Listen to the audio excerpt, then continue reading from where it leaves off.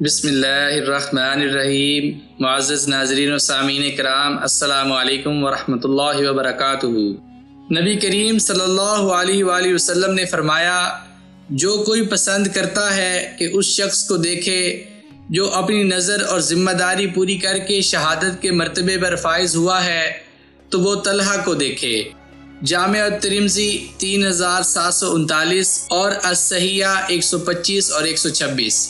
حضرت طلحہ بن عبید اللہ رضی اللہ عنہ عشرہ مبشرہ میں سے ایک تھے۔ وہ قریشی النسل اور حضرت ابو بکر صدیق رضی اللہ عنہ کے رشتہ دار تھے۔ ان کا تعلق بنو تیم سے تھا۔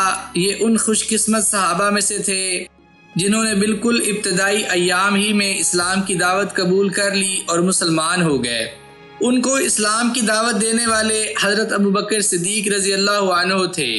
گندمی رنگ کے درمیانے قد اور قدرے گھنگریالے بالوں والے طلحہ بن عبید اللہ رضی اللہ عنہ بڑے بہادر اور قوی البدن تھے۔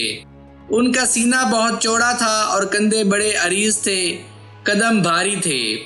آپ اس قدر چست، فعال اور تیز ترار تھے کہ جب بھی کسی جانب دیکھتے تو اپنے پورے جسم کو حرکت میں لے آتے تھے۔ ان کی والدہ کا نام صعبہ بنت عبداللہ تھا۔ حضرت طلحہ رضی اللہ عنہ اپنے اسلام لانے کا واقعہ اس طرح بیان کرتے ہیں کہ میں ایک مرتبہ تجارت کے لیے بصرہ یعنی شام گیا ہوا تھا۔ وہاں ایک راہب نے لوگوں سے کہا، جاؤ دیکھو کیا کوئی شخص مکہ سے آیا ہوا ہے؟ میں نے اس سے کہا، میں مکہ سے آیا ہوں۔ اس نے سوال کیا، کیا احمد کا ظہور ہو چکا ہے؟ میں نے پوچھا، کون سا احمد؟ اس نے کہا، احمد بن عبد المطلب، وہ آخری نبی ہیں۔ وہ حرم بیت اللہ سے ہجرت کر کے کھجوروں کے اس علاقے کی طرف جائیں گے جہاں کی زمین بنجر اور پہاڑوں کی چٹانیں بڑی سخت ہیں۔ اس نے مجھے مشورہ دیا کہ میں فوراً اس نبی کی پیروی میں سبقت کروں۔ حضرت طلحہ رضی اللہ عنہ کہتے ہیں، میں وہاں سے فوراً مکہ کی طرف چل دیا۔ جب مکہ پہنچا تو میں نے لوگوں سے پوچھا، کیا میرے بعد کوئی واقعہ رونما ہوا ہے؟ لوگوں نے مجھے بتایا کہ محمد صلی اللہ علیہ وآلہ وسلم جو امین کے لقب سے مشہور ہیں، انہوں نے نبوت کا دعویٰ کیا ہے، اور ان کے ماننے والوں میں ابن ابی قحافہ یعنی حضرت ابو بکر صدیق رضی اللہ عنہ بھی ہیں۔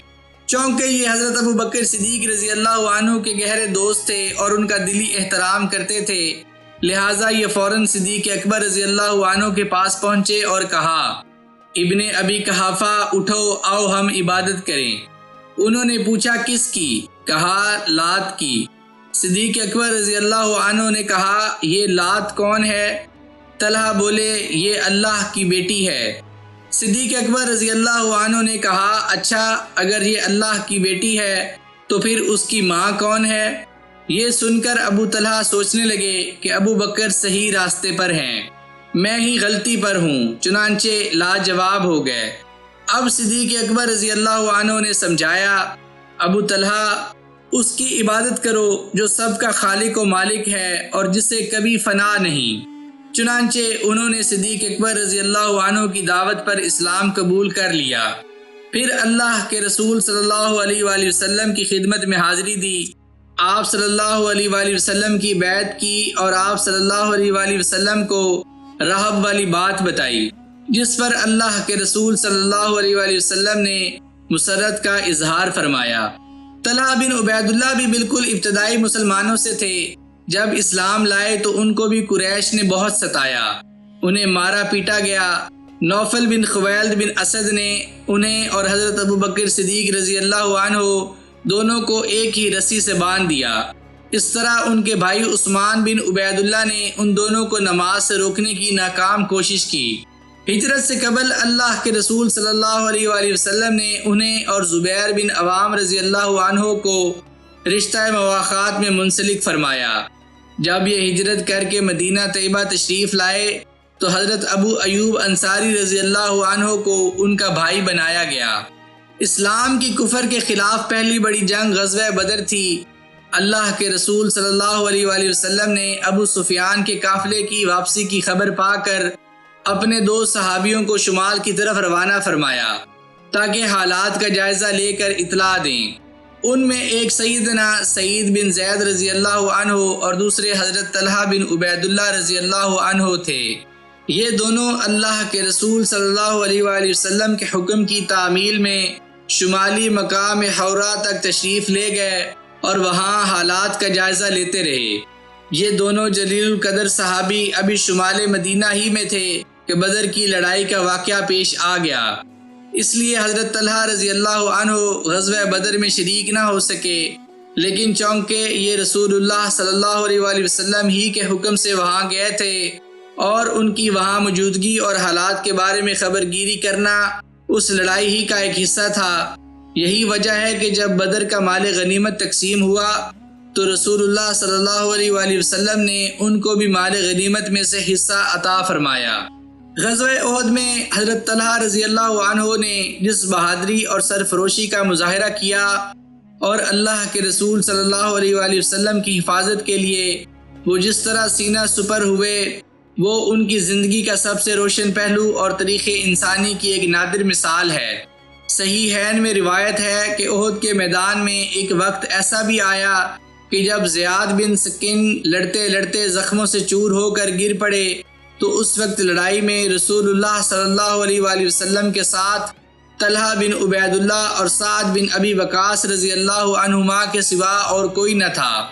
یہ لمحہ اللہ کے رسول صلی اللہ علیہ وآلہ وسلم کی زندگی کے لیے نہایت نازک لمحہ تھا، جبکہ مشرکین کے لیے یہ انتہائی سنہرا موقع تھا، اور حقیقت یہ ہے کہ مشرکین نے اس موقع سے فائدہ اٹھانے میں کوئی کسر باقی نہیں چھوڑی۔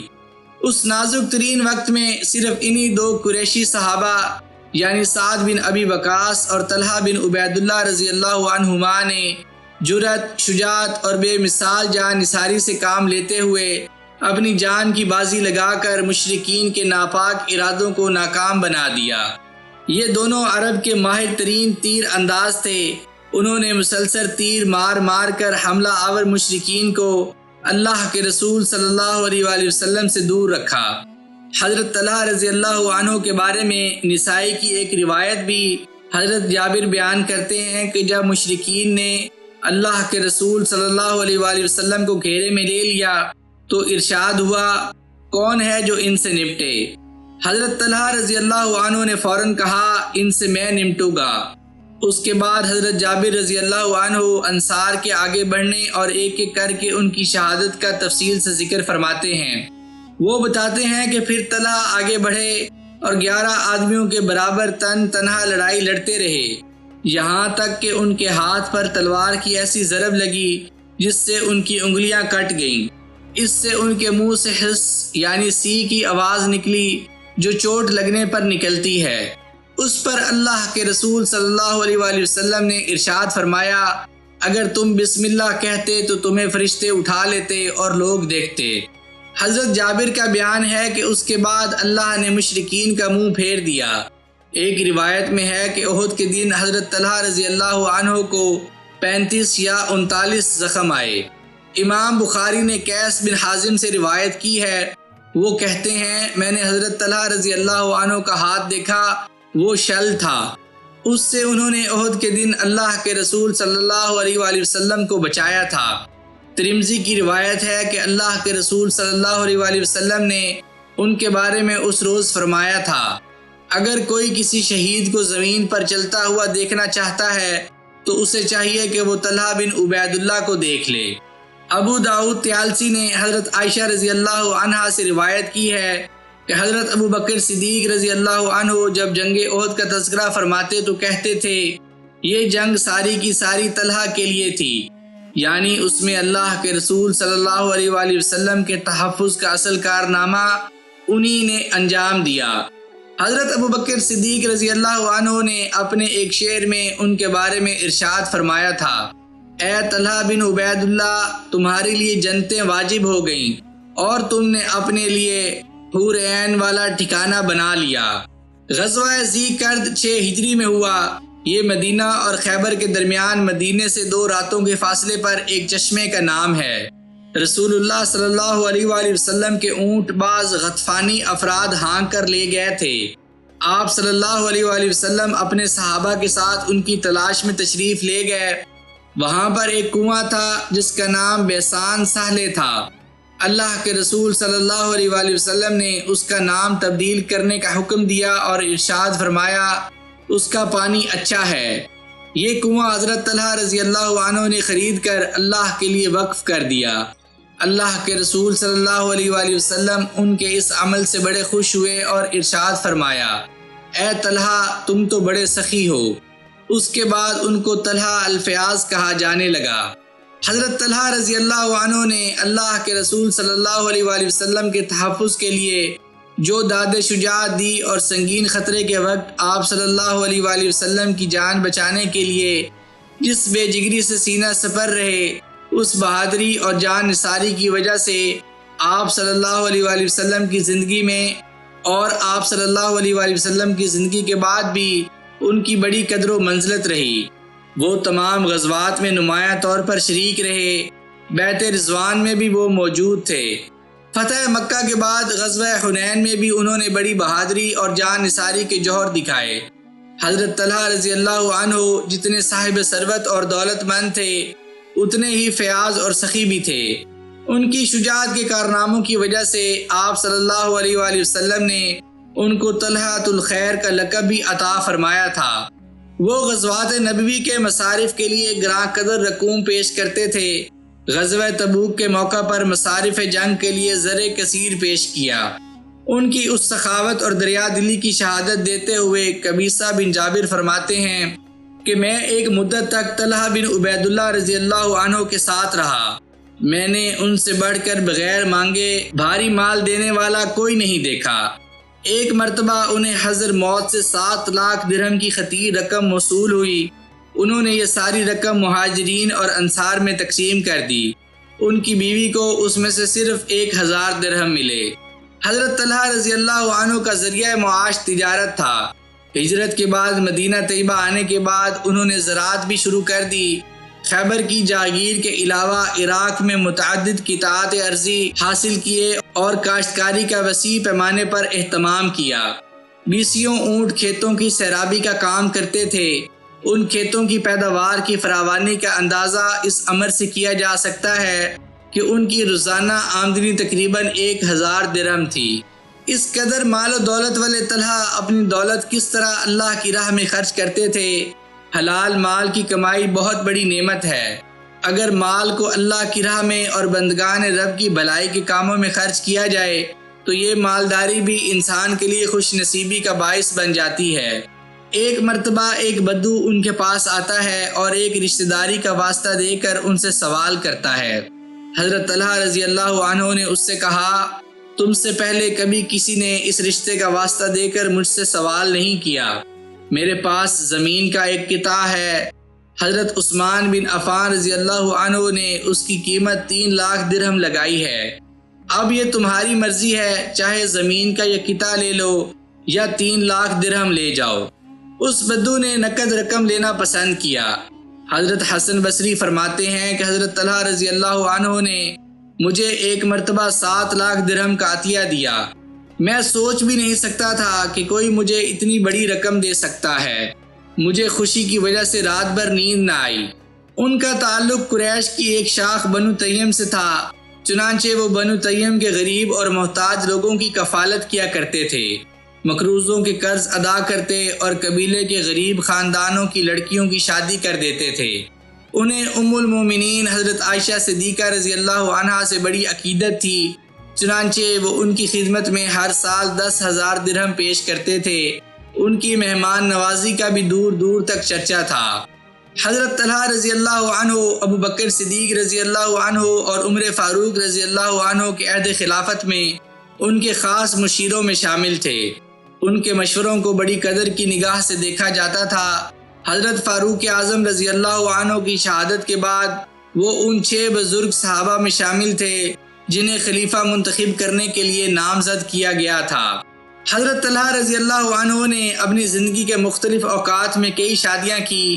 ان کو یہ اعزاز بھی حاصل ہے کہ وہ حضرت ابو بکر صدیق رضی اللہ عنہ کے داماد تھے۔